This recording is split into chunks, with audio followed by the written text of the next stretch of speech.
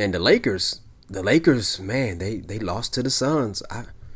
I for one was not expecting that. I thought AD was going to be able to play a little bit. I didn't think he was going to do too much. I was surprised he was out there playing out on the perimeter. I mean, Frank Vogel has been known as a defensive-minded coach. But I don't know, maybe he had Tom Thibodeau brain or something, because like I thought he could have played like a 3-2 zone or something, and you could have had AD back down, on the block, just guarding the area or something. Or what they could have done, I mean, you know what? You could have brought him off the bench, But man, I don't know what was going on with the Lakers. And I mean, was Montrezl Harrell hurt? I haven't heard of anything on the injury report about him, because normally Montrezl Harrell is bringing high energy, people. He's bringing high energy, and I'm surprised we didn't see much from him. LeBron, man, I listen. When I did the video about the whole Space Jam and the legacy thing, man, that's just satire, man. That's just me goofing around and stuff, Do I want to see this man demise? No. And in the video, I never said anything like that. What I was saying was, for real though, if he cannot lead the Lakers to defeat the Phoenix Suns even without AD, how are we expecting him to take over and defeat the Monstars or the Goon Squad, right? How can we expect him to do that? But yeah, I was just like, wow. Now, in the third quarter, when they made that strong push, I'm like, okay, that's the LeBron James we know. That's the LeBron we know. But it goes to show you can't do it all by yourself. And if it took you to realize you can't, LeBron can't do it all by himself, well then I have no idea what you was watching. I don't know. I mean, is this your first time watching basketball or any sport? It's a team game. Okay, but I'm not gonna sit here and say he lost because his teammates failed him. No, as a team, they collectively failed each other. Because he didn't do what he was supposed to do. I mean, listen, I don't care how old you are, or how great you are.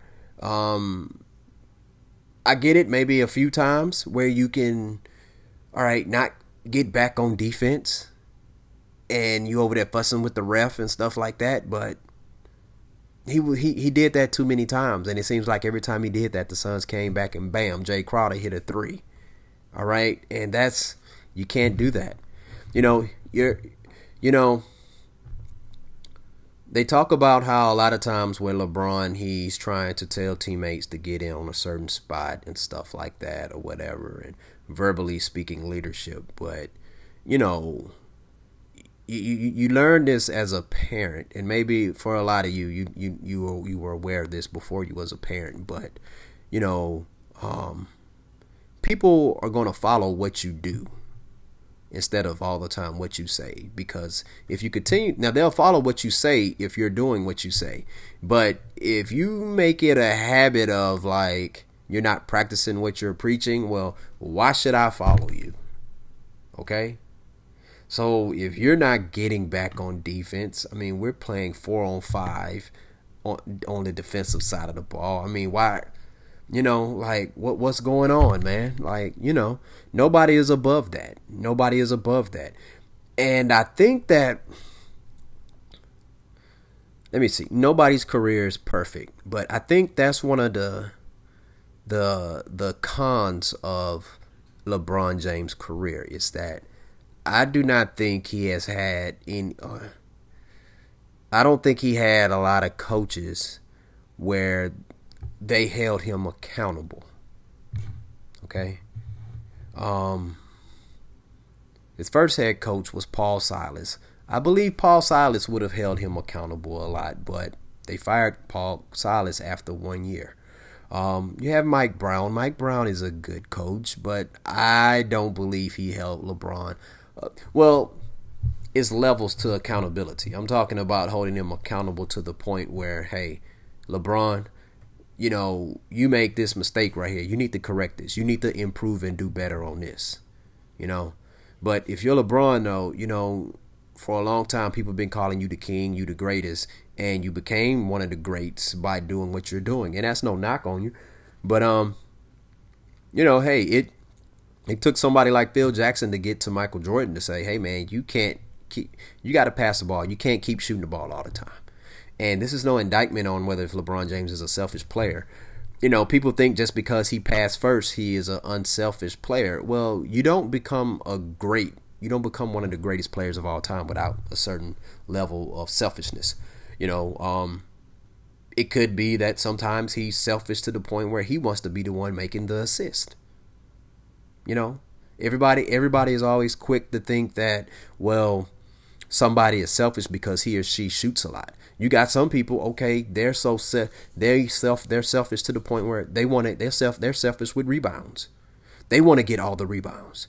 You got some people, they're selfish with defense. They want to get the block shots. They want to make the steal. They want to intercept the pass. Well, that's the same thing, stealing the ball. You got some people, they're selfish with let me see what's in with oh my goodness.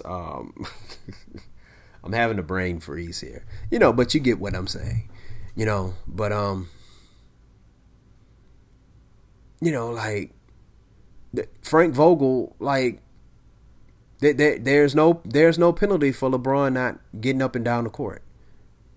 There should be a penalty for that.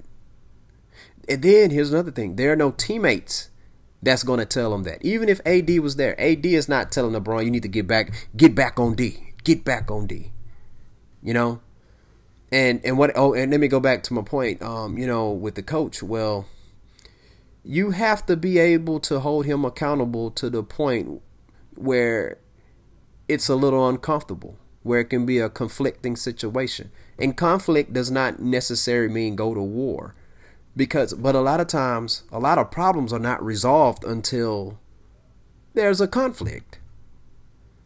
And pretty much a conflict can be a disagreement, have a back and forth, grown up talk. It's like, hey, LeBron, say, man, listen, sometimes we need you getting out down in the post and stuff, and see, when he was in Miami, they was holding him accountable. Okay. Well, I'm not sure if it was Eric Spoelstra, but Pat Riley had a lot of say-so in that. And if you're LeBron's going to listen to Pat Riley. Okay? I mean, that's who recruited him, And there were rumors that he wanted Pat Riley to coach. But Pat Riley already did that before, where he came and took over for Stan Van Gundy. Excuse me. On that Miami Heat team with Shaq and D Wade.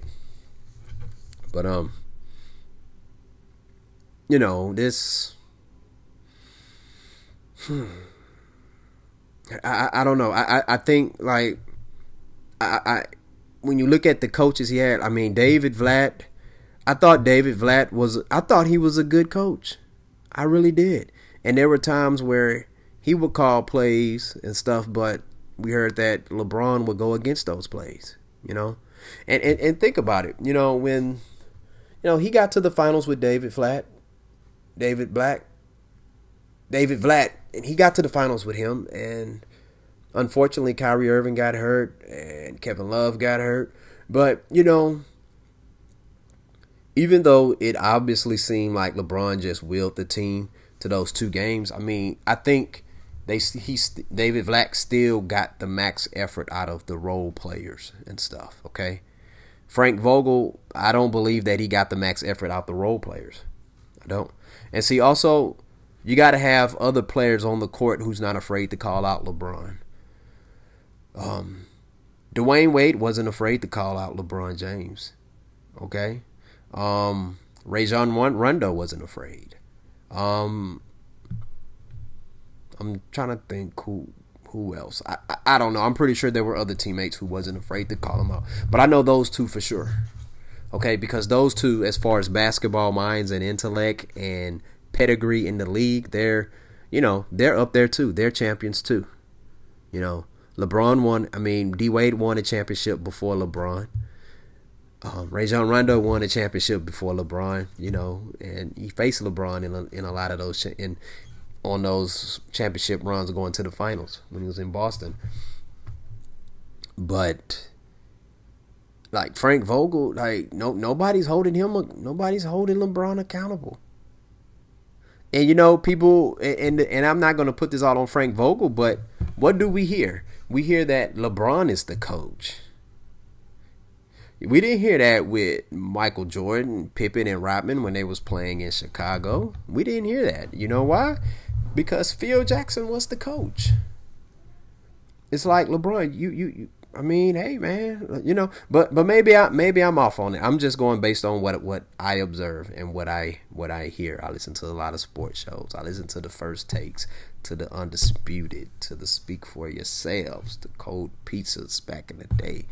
All right, so, but Lakers, yeah, hey, those Suns are legit. Shout out to Monty Williams, man. That is awesome. That is awesome for the Suns. Awesome for the Suns. Not good for the Lakers.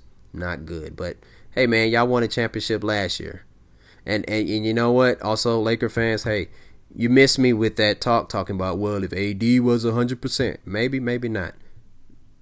But understand this, okay? Y'all beat my Rockets last year in the bubble, and Westbrook was hurt. He was playing, but he was hurt. Okay? Not saying my Rockets would have won for sure, but I'm just saying, miss me with all that AD is hurt stuff. Chris Paul was hurt as well.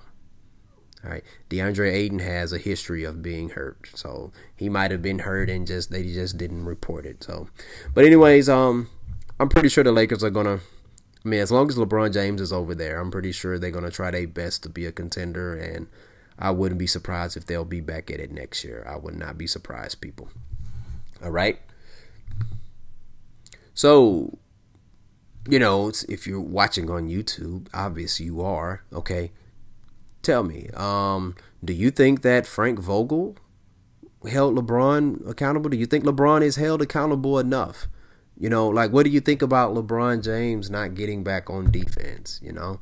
What do you think about that, all right? And did you think that his teammates let him down, or do you think all the Lakers, including LeBron James, let each other down? All right. Hit the like button, hit the subscribe button, share your thoughts below. Thank you for tuning in.